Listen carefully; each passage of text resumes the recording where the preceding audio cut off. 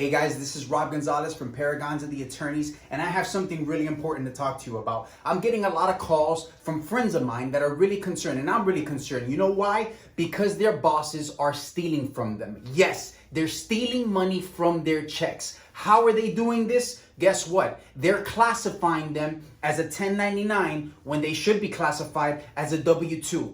What does that mean? Do you receive a W-2? You recognize this? You receive a W-2 form when tax season comes around, or do you receive a 1099? What's the difference, and why am I getting paid a 1099 versus a W-2? There's a lot of differences, and there's a lot of restrictions that are put on your boss if he classifies you as a W-2. So what do a lot of bosses do to avoid those restrictions? Guess what? They classify you wrong as a 1099, just so they can save some money. Unacceptable. Let's talk about what makes it so that we can classify you as a W-2 or 1099. What's the real difference? As a W-2, you're classified as an employee. That means that your employer establishes your schedule.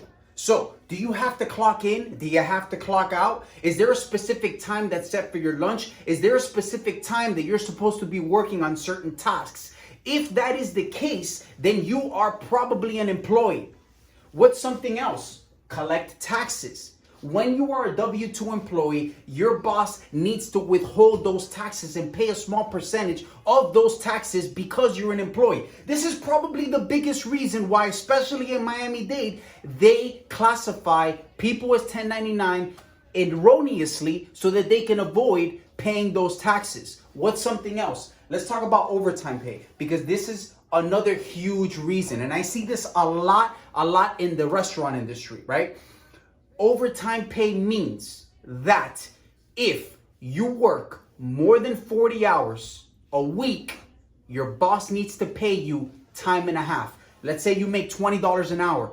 Let's say you work 41 hours. For that 1 hour, your boss needs to pay you $30 an hour. Yes, that is what overtime pay is. But what happens when you're a 1099 or you're an independent contractor? That doesn't apply to you, right?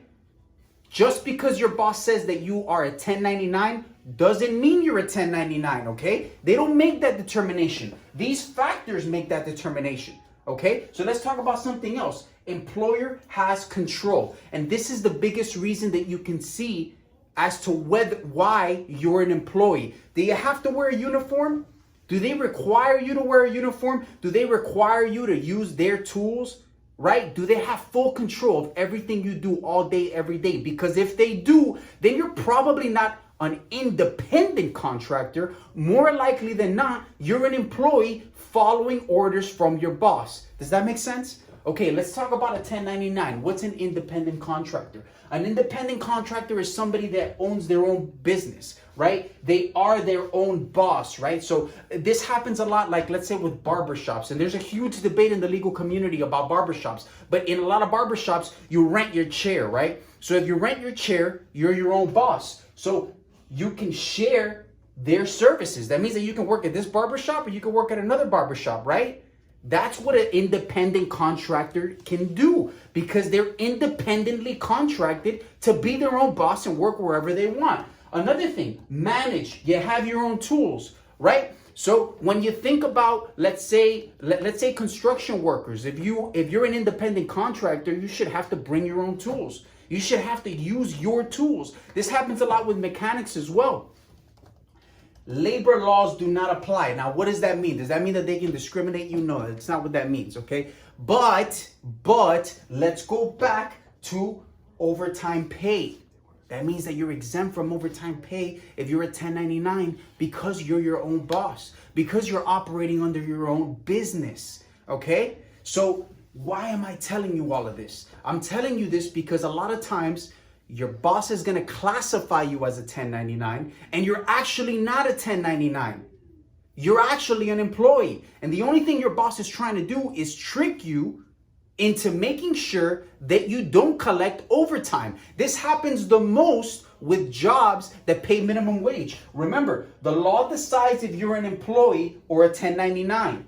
Minimum wage in Florida is $8.56 an hour. Okay, this happens a lot with minimum wage jobs because they don't want to pay more than the $8.56 an hour. They don't want to pay you for overtime. So you need to look really closely at these factors and how you're being controlled at work. Just because they say you're not an employee, just because they say that you're a 1099 independent contractor, doesn't mean that that's what you are. Okay, if you feel like you might be taken advantage of, you can call us at 786-650-0202 and we'll give you a free consultation.